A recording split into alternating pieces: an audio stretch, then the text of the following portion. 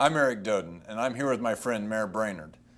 Mayor, you've really set a standard of excellence around the state for how to use tools and produce amenities that attract and retain talent and businesses. Can you tell us a little bit about that? Tax incremental finance, sometimes abbreviated as TIF, is the best tool we have in our toolbox as mayors to try to really help our cities get good economic development. Carmel's population has continued to expand at a record rate. Today, it's nearly 2.5 times the size of Carmel in the year 2000. Two key questions we'll explore is how has the city kept pace with its growth, and how does it finance that growth? Some critics, however, have expressed concern about the amount of debt the city has taken on to finance its growth. Is it sustainable? Is the city's plan fiscally responsible? We sought out Bruce Donaldson, an attorney with Barnes & Thornburg, who is an expert in city bonding issues. The basic idea of TIF is that there are areas of your town that are not developing. The private sector, for whatever reason, is not choosing to invest in those areas because there's some kind of obstacle, and there needs to be public investment in the area to make it happen.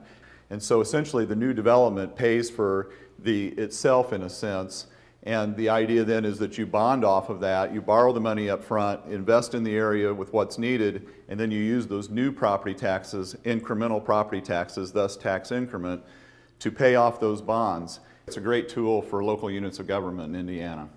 Corey Meyer is an urban planner and executive director of Carmel's Redevelopment Commission and works with the city and private developers to facilitate Carmel's growth. Can you help us understand why it's called the Redevelopment Commission instead of the Development Commission? Our office helps to facilitate redevelopment parcels that have already been developed. Our primary focus is in the central core of Carmel, and so by having that geographical focus, we're able to partner with developers to improve our walkability and create a mixed-use environment. And all of those things lead to a great quality of life.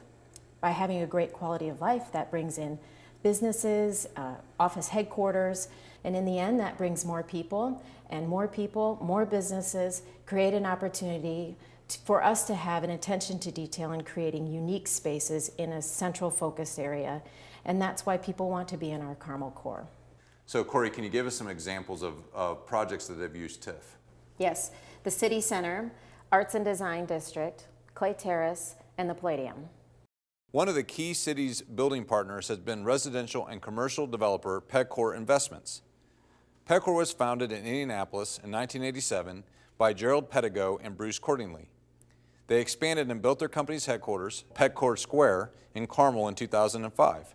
Bruce Cordingley has worked on a number of TIF projects in Carmel. Developers typically have to do a lot of infrastructure to pull off a deal, and this includes utilities, drainage, and we try to get a higher density in the urban districts, redevelopment districts we do, and that typically involves some kind of structured parking, which to make it work, we basically need the TIF tool. But also the city who's issuing, or the county who's issuing the TIF, can basically come to the table and sit with us as a developer and ask more of us than they could if they were just wearing their zoning hat. They're there with some money and some checks, and they're entitled to basically be a partner in the overall enterprise. So the cities that understand this and commit to using some of the public monies, whether it's state monies or TIF monies or other local monies, in order to enable developers, private developers, to do things that they otherwise can't do, those cities are the ones that are going to succeed and are going to help our state in ways that will make us even more competitive with the rest of the country and the rest of the world. So Bruce, you're one of the key developers in Carmel's redevelopment.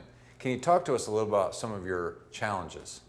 So basically doing the mixed use, coupled with traditional design, in a location that hasn't been developed or redeveloped in some time, and also in Carmel's case where we really try to make it a destination, something that Carmel can now compete with the rest of the country, the rest of the world, in attracting good people, good talent. All of that was a very large challenge and a very large risk. We're happy to have pulled it off, but there were some sleepless nights. At what point did you realize that you might be successful in your developments in Carmel? You know, when it all comes together and it works, and people like it, and they come to it, they want to lease it, they want to live there, they want to eat there, they want to shop there, they want their offices there so that they're working during the day.